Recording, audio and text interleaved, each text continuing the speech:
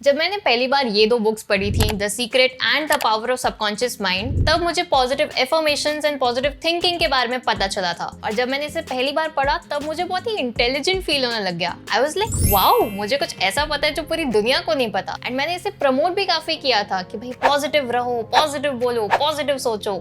But अब मैं ना इन सभी कॉन्सेप्ट से पक चुकी हूँ, because too much positivity can be toxic.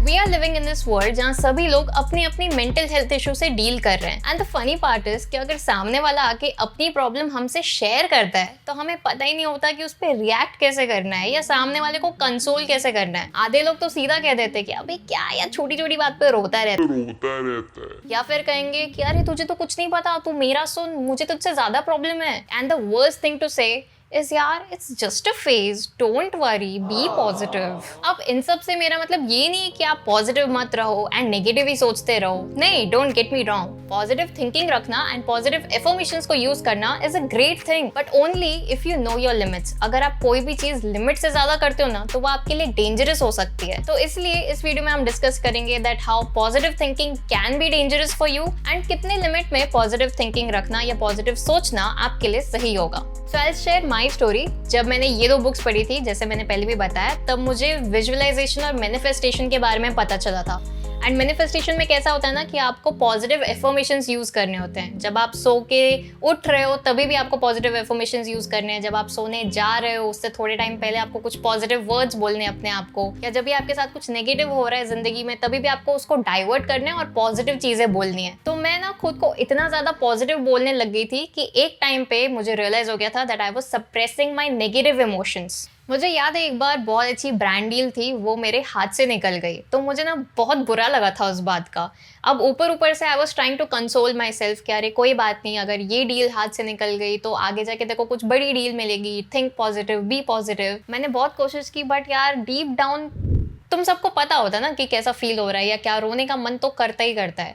But मैंने मतलब कंट्रोल कर लिया खुद को। और फिर ऐसे कई सारे इंसिडेंट्स आए जिसमें मुझे अंदर अंदर बुरा फील हो रहा था, बट मैं अपने आप को पॉजिटिव बोलती गई। और फिर उसके बाद ना एक टाइम ऐसा आ गया जिसमें मैं फ्रस्ट्रेट हो चुकी थी पॉजिटिव रह के। एंड सही भी है यार, कोई कितना ही पॉजिटिव रह लेगा। आप ऊपर से खुद को समझा सकते हो कि भाई कुछ नहीं होता, लाइफ है, it happens, don't worry. But deep inside अगर आपको फील हो रहा है, अगर आपको रोने का मन कर रहा है या अपने थॉट्स को अपने फ्रेंड के साथ शेयर करने का मन कर रहा है तो कर लो यार, कोई प्रॉब्लम नहीं है। अगर रोने में शर्म आती है ना तो अकेले जाके रो लो। मैं भी खुद बाथरूम में जाके रोती हूँ।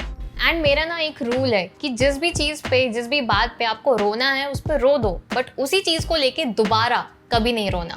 रात गई बात गई। एंड उस दिन मुझे रियलाइज़ हो गया था कि ज़्यादा भी पॉजिटिव सोचना मेरे लिए ठीक नहीं है।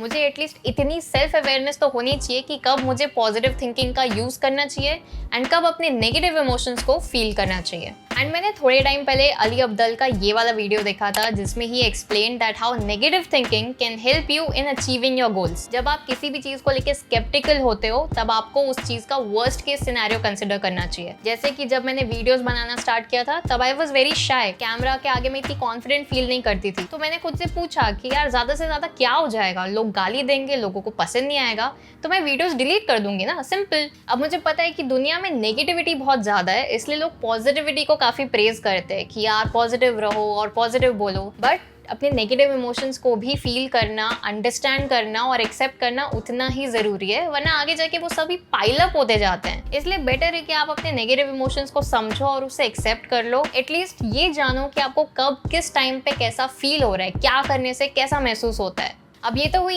एक बात that how positive thinking can be dangerous for you. But मैंने एक चीज़ और नोटिस की है कि जब आप कोई चीज़ मैनिफेस्ट करते हो ना तब आपको ये कहा जाता है कि आपको क्रिएटिव विजुअलाइजेशन करना है। मतलब आप जो चाहते हो वो मिलने पर आपको कैसा फील होगा, आप उस चीज़ के साथ क्या करोगे जब वो चीज़ पूरी हो जाएगी, ये सब सिनेरियोज आपको अपने माइंड में क्रिएट करने होते हैं and that too in a positive way. तो मैं क्रिएटिव विजुअलाइजेशन में इतना घुस चुकी थी कि मुझे रियलाइज ही नहीं हुआ कि मैंने उस काम को करने के लिए कोई स्टेप्स ही नहीं लिए, कोई एक्शन ही नहीं लिया। अगर सरल भाषा में बताऊं तो यूँ समझो कि मैं रोज विजुअलाइज करती थी कि मेरी लॉटरी लग चुकी है और मैं लॉटरी के पैसों से एकदम ऐश कर रही हूँ, बंगले गाड़ी सब खरीद लिया। बट रियलिटी में मैंने लॉटरी की टिकट ही नहीं खरीदी। अगर टिकट ही नहीं खरीदी तो लॉटरी कैसे लगेगी। अब टिकट इसलिए नहीं खरीदी क्योंकि मेरे माइंड ने ये बिलीव कर लिया था कि मैं ऑलरेडी करोड़पति बन चुकी हूँ। विजुअलाइजेशन भी ना एक हद तक ही ठीक लगता है, ज्यादा अगर आप उसमें घुस जाते हो तो आपका जो माइंड है वो फैंटेसी वर्ल्ड में ही खो के रह जाता है एंड वो रियलिटी को अनदेखा कर लेता है। इसलिए मैं जब भी विजुअलाइजेशन या मैनिफेस्टेशन की बात करती हूँ तो मैं ये हमेशा मेंशन करती हूँ कि बिना एक्शन के मैनिफेस्टेशन किसी भी काम का नहीं है। एंड ऐसा कहते भी है ना कि भगवान भी उसी की मदद करते हैं जो अपनी मदद खुद करते हैं। ये मैनिफेस्टेशन एंड पॉजिटिव अफर्मेशंस ना आपको सिर्फ आपकी जर्नी में सपोर्ट करेंगे, आपको नई नई अपॉर्चुनिटीज ला के देंगे, बट जो काम है वो आप ही को ही करना है। तो ये पॉजिटिव थिंकिंग के चक्कर में काम करना या एक्शन लेना मत भूलो। एंड हमेशा ना अपनी फीलिंग्स पर एक चेक रखना बहुत ज्यादा जरूरी है कि आपको किस बात पे कैसा फील होता है, आपके अंदर क्या चेंजेस चल रहे हैं, आखिर आपने ऐसा रिएक्ट क्यों कर दिया, या फिर आपको किस बात से खुशी मिलती है एंड किस बात पे आपको बहुत गुस्सा आता है। सेल्फ अवेयर होना ना बहुत ज़्यादा ज़रूरी है एंड वो होता है थ्रू मेडिटेशन। अब भले आपको पसंद हो चाहे ना पसंद हो, बट खुद को बेहतर बनाने के लिए आपको अपने दिन के 24 घंटे में से एटलीस्ट 5 से 10 मिनट खुद के लिए निकालने चाहिए एंड मेडिटेट करना चाहिए। अगर आपको वो थोड़ा डिफिकल्ट लगता है तो आप जर्नल भी मेंटेन करके रख सकते हो। डेली आप अपने थॉट्स या अपनी फीलिंग्स को उसमें लिख सकते हो एंड उसे मॉनिटर कर सकते हो। ये दोनों भी चीज़ें आपको सेल्फ अवेयर होने में बहुत ज़्यादा मदद करेंगी। So that's it for the video. I hope आप इस वीडियो से रिलेट कर पाए एंड जो भी मैं समझाना चाहती थी वो चीज़ आपको समझ आई।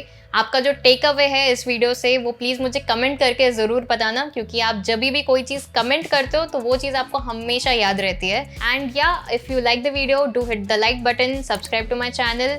मैं मिलूंगी आपसे अगले Sunday 7 PM। Till then stay tune, see you soon, bye.